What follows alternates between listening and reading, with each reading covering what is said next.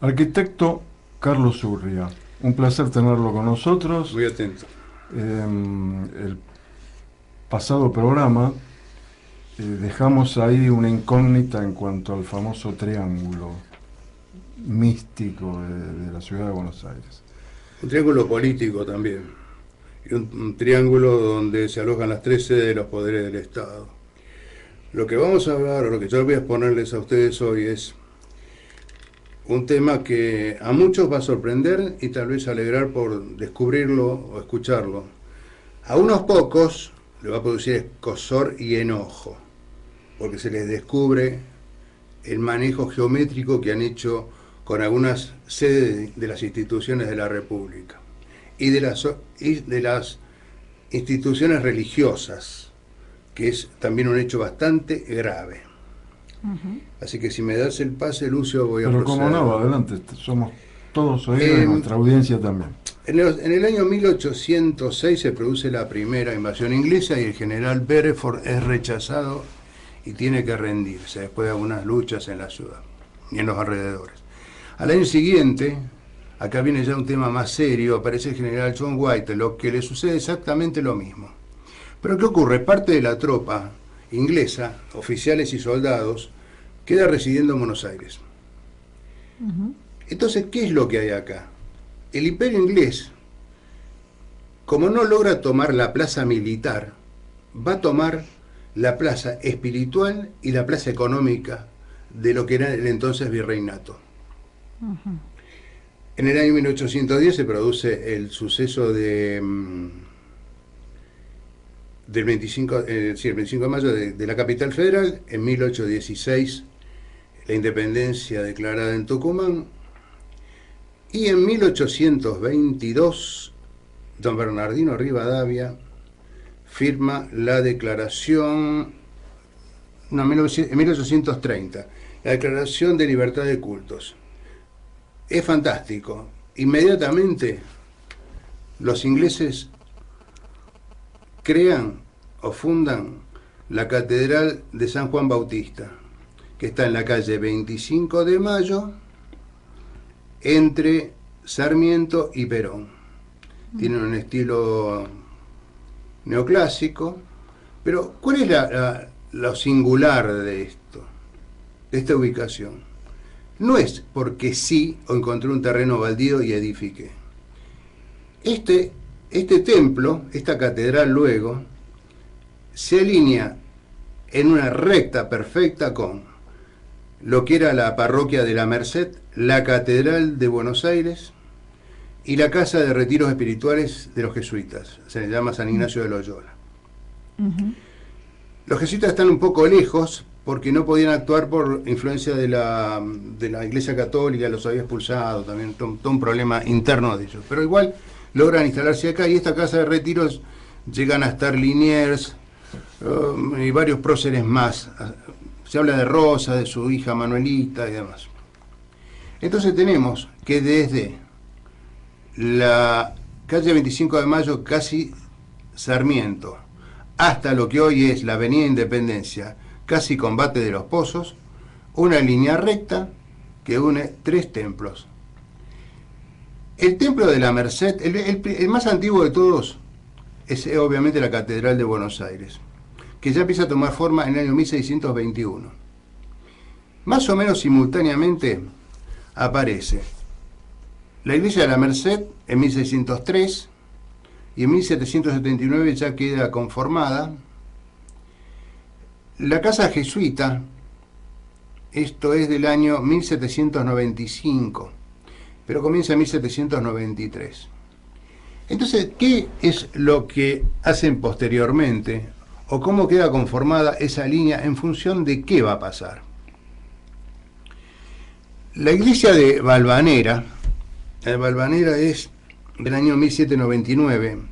En 1833 ya empieza a tener una forma más ajustada arquitectónicamente. En 1860 ya es como más o menos como la conocemos hoy. La iglesia de Valvanera queda, y es donde va todo el culto hoy día San Expedito, queda en la calle Bartolomé Mitre y Ascuénaga.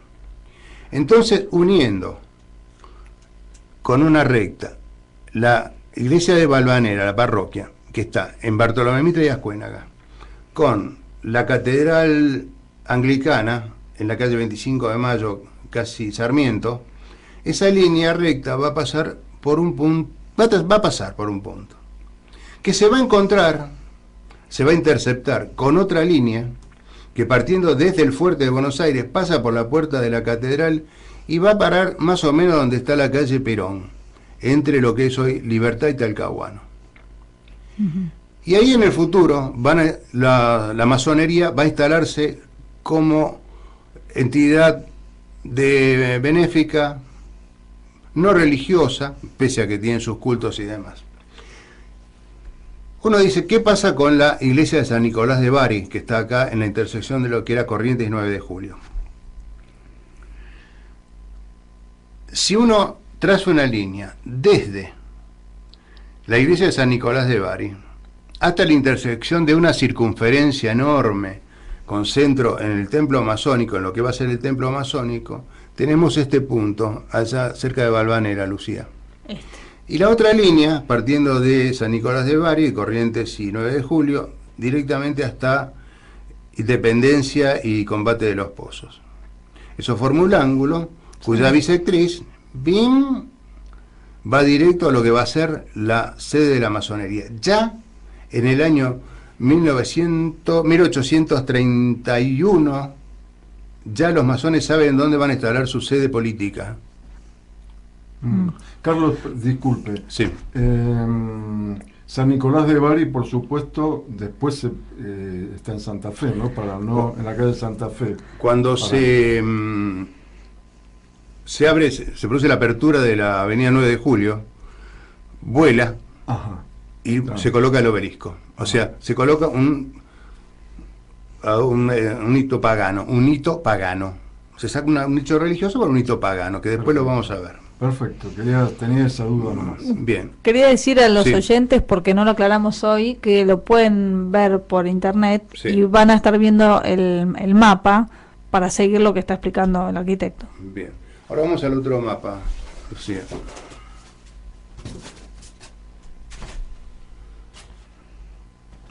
Aquí estamos. Sí, estamos bien. Sí. Avanzamos un poco más y vamos hacia el año 1850. Y ya la sede de la masonería, después de la Constitución y demás, ya puede empezar a instalarse de un modo físico. Y en 1857 comienza la construcción, que la hace el ingeniero Charles Henry Pellegrini, el padre del Carlos Pellegrini, luego presidente de la República, también masón. Entonces la determinación geométrica tiene otras connotaciones ya bastante más serias. Acá ustedes van a ver un gran rectángulo cuyo lado mayor está, esto se apoya sobre esto, sobre la catedral y sobre la iglesia de Valvanera, que ya va tomando un cariz importante como parroquia de la capital. Es la segunda parroquia, considerando la catedral primera. Sobre esa línea se establece un rectángulo formado por dos cuadrados, se traza una diagonal hacia la vertical que está sobre la catedral. En el punto ese que estaría cerca de Retiro, cerca de la estación Retiro, en la calle acá sería Paraguay más o menos, o Santa Fe, no, Paraguay, Santa Fe está acá, sí, más o menos. Se traza una circunferencia, una media circunferencia con este radio, y desde este punto de Valvanera se traza desde este punto para abajo. Y ya tenemos la ubicación, por lo menos en este arco del templo masónico, en la calle Perón, entre lo que es Talcahuano y Libertad. ¿Qué cosa tiene este punto? Aparte, si se une Valvanera con lo que es la San Nicolás de Bari, tenemos este ángulo. Todavía sigue siendo San Nicolás de Bari. Sí, hasta 1936. Si se busca la bisectriz del ángulo, pasa exactamente como habíamos visto en el mapa anterior a la catedral anglicana y determina el punto exacto donde está ubicado el templo de la masonería en Buenos Aires. ¿Qué otra cosa empieza a suceder ya? Y estamos en 1862, que es la inauguración de esto. Esta línea de que habíamos hablado en el mapa anterior, que unía la Catedral Anglicana con la Casa de Ejercicios Jesuita en la calle Independencia y Combate de los Pozos, si esa línea yo la voy corriendo sin determinar, sin mover el ángulo, voy a encontrar que desde este punto central donde se cortan las dos curvas que permiten lograr la media extrema razón de un segmento, esto se hace sobre un enunciado de Euclides, media extrema razón. Entonces, desde ese punto se traza, o sea, volvemos con esta paralela, estamos en una línea paralela, pero si a la bisectriz bisectriz o línea que va entre la Catedral Anglicana y la iglesia de Valvanera lo corro para abajo, voy a interceptar en un punto donde va a estar el Congreso de la República, que es llamativo. Pero en el punto donde confluyen la diagonal del gran rectángulo y los dos círculos, las dos circunferencias que van a conformar la media extrema razón de este segmento, ahí va a estar tribunales. Bien. Si yo tomo exactamente a la línea de la Catedral Anglicana con la Casa de Ejercicios Jesuita y busco su perpendicular, y la trazo a partir de donde está el templo masón, tengo esta línea, y con esta línea que repito, me va a dar exactamente en lo que después fue el Palacio de Aguas, de Obras Sanitarias. Qué llamativo que es esto, porque cuando está gobernando Domingo Faustino Sarmiento, quería ir a donde está el Palacio de Aguas, de Obras Sanitarias, quería ir con el Palacio Sede del Poder Judicial. Los ingleses se le enojan mucho, lo retan, y dicen, no, esto se va a quedar allí. Y ahí vamos a instalar el gran tanque de agua para abastecer toda una zona nueva. Pero en definitiva se trataba de otra cosa más seria. Le estaba rompiendo el esquema geométrico que tenía planeada la masonería inglesa para con Buenos Aires. Por eso no lo quieren mandar allí. Y arman un hermoso edificio, realmente los ingleses, un edificio maravilloso, el de Obras Sanitarias es bárbaro. Entonces, ¿qué vemos acá? Que todas las sedes del Congreso de la República, de la sede de la Corte Suprema, el fuerte ya existía, ya esa combinación geométrica ya la estaba manejando la masonería desde el momento en que instala en 1830 la Catedral Anglicana. O sea, eso es llamativo, eso es una planificación. No es casualidad, hay causalidad y hay una mala intención de parte de la masonería de tomar la República, no solamente en su estado espiritual, porque domina todas las líneas, pasan por las iglesias, se apoya sobre eso para tomar la plaza económica. Por más que después sí hagan entrar a los ciudadanos argentinos y qué sé yo y demás, no. La masonería inglesa busca un modo secreto e invisible para manejar la República, aún hoy. Entonces cuando uno escucha, sí, porque hay que luchar contra los grandes conglomerados económicos. Muchachos, acá está la cosa. Acá está. O yo me quiero quedar en el poder porque mi partido y el proyecto. Muchachos, acá está la cosa. El poder es invisible. Todo lo demás es añadidura y nada.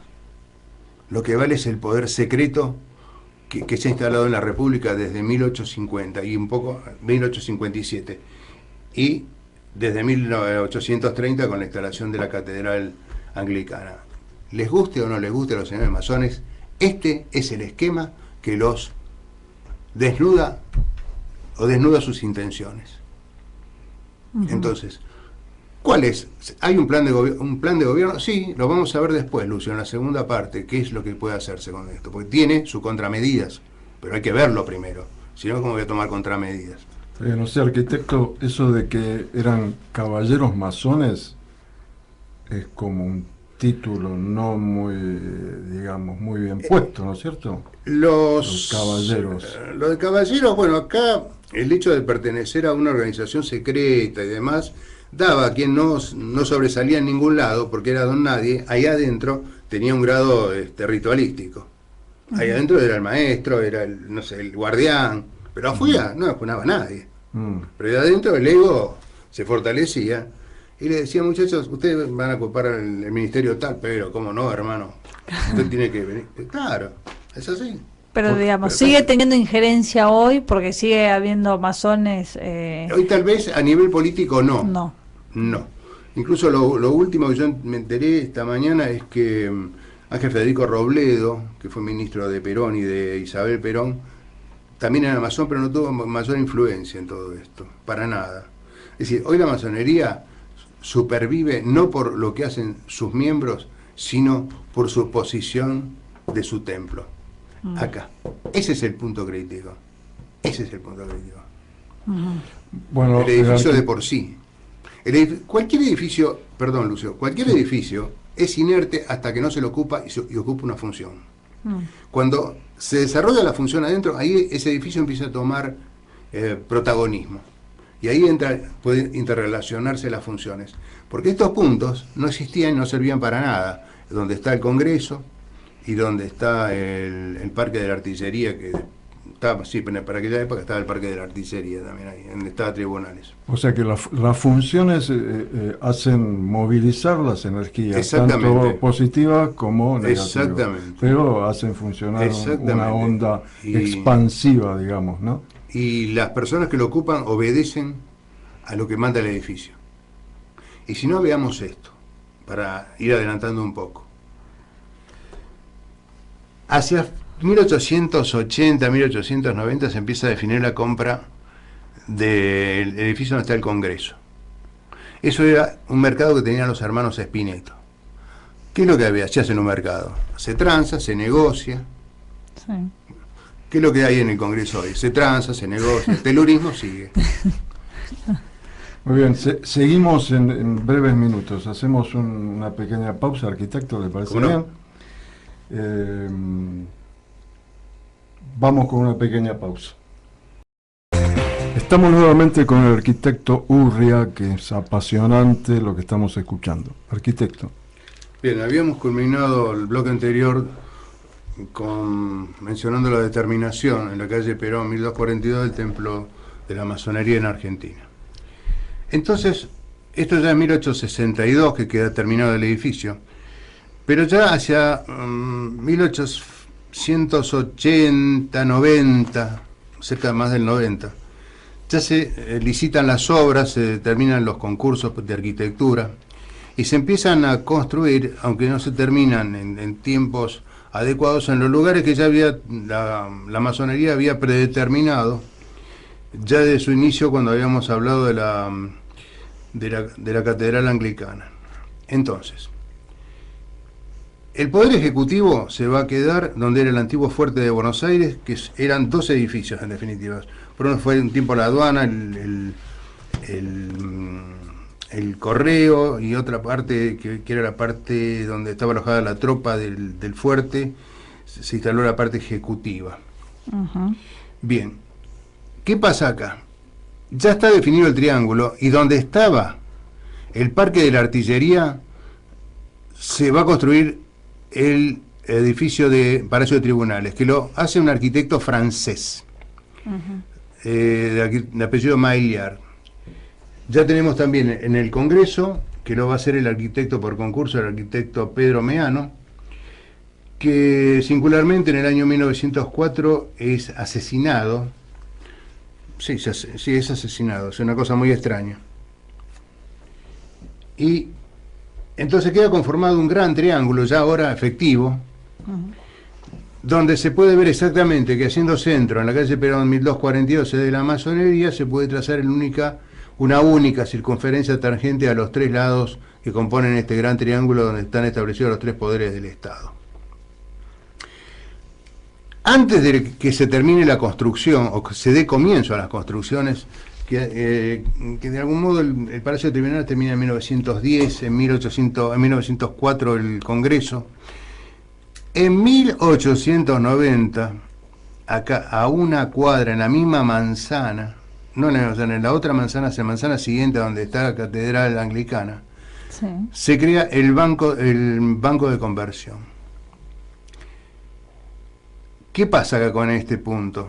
Es uno de los puntos determinado por la trisección del ángulo del Congreso, que es de 48 grados. Esto es llamativo. Ujú. Es llamativo porque es el control ya geométrico también de las finanzas de la República. Ujú. Bien, ahora vamos al año 1930, se produce el golpe de Estado del general Uriburu, el general Justo asume en el año 32, y acá viene el tema. En el año 1933 se firma el pacto Roca-Runciman, donde se convierte a la Argentina en virtual componente del Imperio Inglés. ¿Qué pasa? Se crea el Banco Central en 1935, en la misma línea, en el mismo lugar que estaba la caja de conversión. Cambia de nombre, digamos. Cambia de nombre. La Pero función es la misma. el lugar geométrico o Sí. geográfico no cambia. Y la función tampoco. La función tampoco, porque es el tema del dinero. Sí cambia porque ya es emisión de dinero en el Banco Central, pero está bajo control inglés. El Banco Central se crea bajo control inglés. Ujú. Ahora, ¿qué tenemos? Por una serie de influencias que no viene al caso ahora, la masonería decide romper la estructura geométrica de poderes. Y en el año 1936, ya cuando va avanzando la hora de la apertura del 9 de julio, donde estaba la parroquia de San Nicolás de Bari, en Corrientes y ahora 9 de julio, se construye el obelisco de Buenos Aires. ¿Qué es lo que tiene este obelisco de particular? Primero, que es parte de la trisección del ángulo del Congreso. Es exacto, esto es geométricamente exacto. ¿Y qué tiene el obelisco? Tiene en su interior una escalera de 206 escalones, la misma cantidad de huesos del esqueleto humano. Nos clavan un muerto. A partir de allí, de 1936, se descompone la estructura política de la República. Hay una secuencia de interregnos, de renuncias, de presidentes que tienen que alejarse. Es inaudito esto. Se podría hacer la lista, pero nos va a llevar una cosa un poco de tiempo largo. Pero hay que dejar en concreto que el obelisco de Buenos Aires produce una irrupción de la estructura armónica de la democracia en la Argentina. Por el edificio, no porque el golpe se ha dado en 1930. Por el equilibrio de poderes, digamos. Es un equilibrio, rompe un equilibrio energético. Ah. Bien. Vamos a avanzar un poco más. Y ahora nos vamos a situar en los edificios. Prácticamente el Poder Ejecutivo, el Fuerte de Buenos Aires, tiene algunas transformaciones hechas por el arquitecto Tamburini, Taylor y otros, pero que no tiene mayor significancia porque no tiene agregados estatuaria de defensa, estatuaria mágica, de magia, cosa que el francés Maillard sabía muy bien. El italiano Meano tampoco sabía mucho, apenas si pone unas palmas arriba en las cornisas y demás. Es un edificio indefenso. Pero el arquitecto Charles Maillard, que estaba formado en las mejores academias de arte y de arquitectura en París, empieza a hacer esto.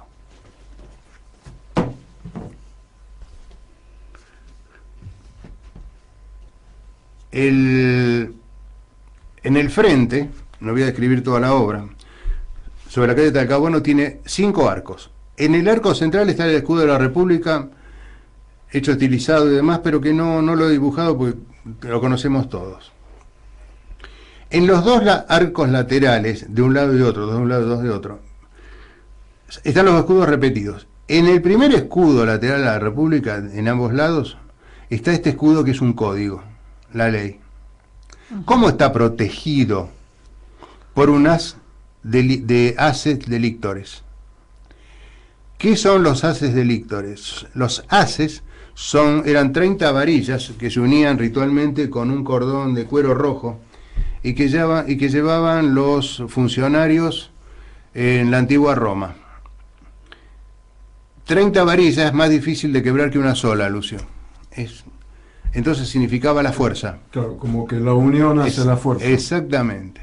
¿Qué es lo que tiene el código? Tiene un hacha transversal. Ojo con esto, porque aparte el haz de varillas está por detrás del código, lo está protegiendo. Ojo con eso. Por otra parte tiene brotes de piñas, prosperidad, riqueza, nobleza. En los extremos está esta balanza de la justicia. ¿Qué particularidad tiene la balanza de la justicia? Es una espada. La parte central, la columna de la balanza, sí, es una espada. Desde donde cuelgan los platillos es otro haz de varillas de líctores. Está protegido por una espada. Ojo con el Palacio de Justicia. No con los funcionarios de la justicia, con el Palacio de Justicia y qué es lo que va a hacer. Existen otros elementos estatuarios de protección, que son leones y palmas de victoria. Vamos al otro, por favor.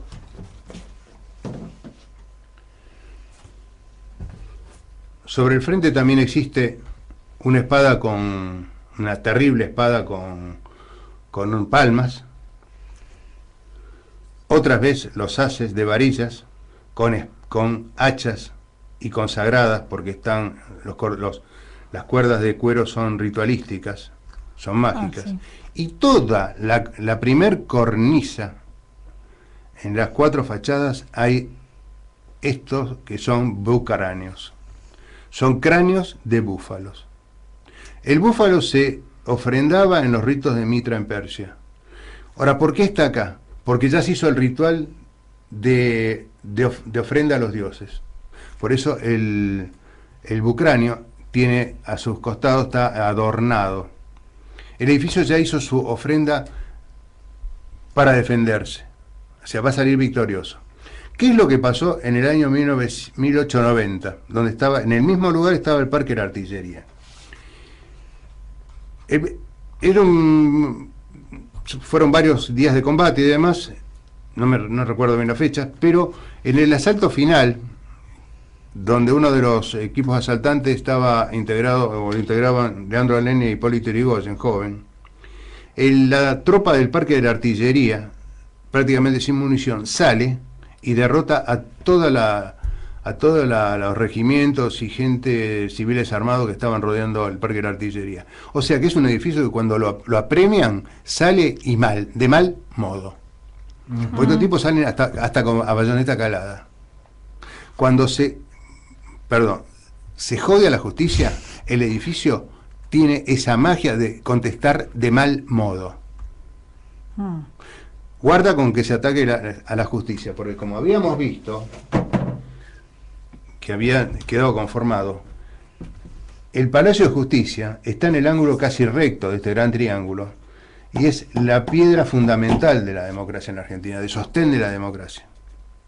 Es muy serio lo que se trata de hacer con la justicia, muy grave. Ahora Lucía va a mostrar otros elementos, ese es más importante, el primero. De alguna manera la justicia se va a defender y nos va a defender como república. Sí, señora. Esto es así. Por eso es un tema muy difícil lo que están haciendo, el ataque a la Corte Suprema. Además, guarda cómo va a ser el edificio que reaccionen sus miembros. Yo me cuidaría mucho. Y le diría a Julio Piumato, si no lo conoce, le avivaría de en qué edificio él tiene su sindicato. Para que sepa que su sindicato hoy es muy fuerte, porque tiene que defender la República, no los intereses gremiales, junto con los jueces, que sea parte, digamos, de jerarquía judicial, pero los empleados de tribunales tienen hoy con Piumato a la cabeza, no porque yo sea sindicalista, además, soy un arquitecto común de Buenos Aires, pero tienen la fuerza como para defender la justicia. Ellos. Fíjate, Lucio, qué cosa rara, que en los últimos 3-4 meses la figura de Piumato ha ido superando la de Moyano. Cosa extraña. Y incluso la de Juan Carlos Smith, que son dos sindicalistas de fuste. Ahora, ¿qué otra cosa hizo el arquitecto Magliar? En el frente del edificio, en la entrada. Esta foto está sobre la entrada. Estos son haces de lictores. Están acordonando y defendiendo el edificio de la justicia. Pero hay una cosa más seria todavía. En las esquinas de Uruguay y Tucumán, y Uruguay y Lavalle, existen esta estatuaria. Abajo, esto es una piña, que es prosperidad, pero está, de la piña esta de prosperidad salen rayos y centellas. Mal sale esto. Y arriba hay dos haces de líctores con hachas. El edificio está avisando que va a pegar y mal. Ojo con la justicia. El que se quiera atrever, que se atreva y demás, pero está tocando un punto sensible y crítico muy profundo de la República. Y el edificio va a contestar mal. La gente que está en el edificio, los jueces, van a contestar de mal modo. Entonces, hay que tener prudencia con lo que se hace. Sobre todo porque uno de los ataques de la esquina de Lavalle y Uruguay va directo al Congreso de la República. La otra no digo dónde va. Lo digo, sí. La otra línea, la de Tucumán y Uruguay, va directamente a Olivos. Es clavado. Esto geométrico es fantástico. La verdad. Entonces uno, a través de la lectura de los edificios, puede tener una lectura política de los sucesos y cómo se van a comportar los actores que habitan. Por ejemplo, una de las cosas, si hay tiempo, Lucio, si me permites, volvemos al Gran Triángulo. Desde septiembre del año pasado, a este punto, se empieza a mudar lo que era lo que es la Auditoría General de la Nación, con el doctor Despuy a la cabeza. Antes estaba por acá, no tenía ninguna influencia. Si decimos, para aquellos que no nos están viendo, explicamos. La Auditoría General de la Nación está en la calle Rivadavia, cuando ya está frente a la Plaza de los Dos Congresos. Está a media cuadra de Callao, casi media cuadra. Es un edificio que era de rentas, pero cuando se instala ahí la función, empiezan a pasar cosas. Por ejemplo, lo del fútbol. Claro. La investigación y otras investigaciones más. Pero ¿qué otra cosa más produce esto? Que encima lo eligió la presidenta al lugar, se lo cede después y demás. Pero desde septiembre más o menos que empiezan a llevar los papeles, lo inauguran en diciembre. Se corta, intercepta el cateto que va del Poder Judicial al Congreso. Lo intercepta y lo ampara. No va a poder operar el Congreso contra la justicia. Va a estar ahí ese edificio con su gente actuando. Es llamativo. Es muy llamativo. Eso es destino de la República. Por otra parte, cuando se abren las dos diagonales, que llaman a un arquitecto planificador francés, Joseph Dubar, creo que, si mal no recuerdo el nombre, abre la diagonal norte y la diagonal sur. Sí. Y de algún modo establece una estructura geométrica de contramedidas contra el triángulo que armó la masonería. No voy a decir de qué se trata. Que complementaría con la 9 de julio ese triángulo. Complementaría con la 9 de julio ese triángulo. Es el que sale de la Plaza de Congreso y va hasta la 9 de julio, en la diagonal norte, y la diagonal sur va hasta la avenida Belgrano, nada más. Pero en esto, el arquitecto Bubar metió algo, un sistema de contramedidas extraordinario. Para que, o sea, la Argentina tiene salida y maravillosa. Porque ha habido gente de la niña francesa que la ha protegido. Porque ya sabían ellos, de la época de los templarios en Francia, que en esta zona, en este gran triángulo, algo grande iba a pasar. Ahí iba a suceder. Muy bien, arquitecto. Bien. Ya se nos fue el tiempo. Bien. Estamos ahí al borde. Como siempre, un gusto tenerlo por aquí. Y bueno, y esta puerta está abierta porque hay muchísimo más por hablar. Sí. Así que nos organizamos otra vez. ¿Sí? Bien. Como tengo la puerta abierta, en cualquier momento me meto. Bueno, bueno entonces, Lucía, nos despedimos. Sí.